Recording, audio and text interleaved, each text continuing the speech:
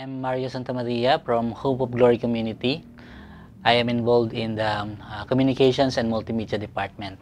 By experience, ay matagal na rin ako nagsiset up ng mga audio equipments namin, pero hindi talaga malinaw sa akin how things work. So, from the equalizers to yung mga processors, yung mga outboard gear na tinatawag, hindi ko alam talaga how to properly set it up. For example, yung aming bishop, whenever he speaks, yung clarity ng message. And most of the time, may mga pagkakataon na bigla-bigla na lang magpi-feedback, bigla-bigla na lang makakat yung sound.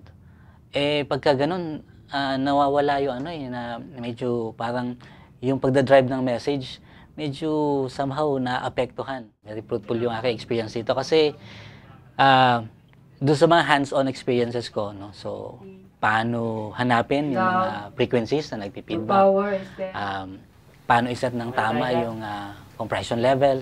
So, doon ko na-experience talaga paano talaga iayos. No? So, iayos mo, tapos check ni Sir Anthony, then ipapakita niya sa'yo paano yung tamang setup nung ganon.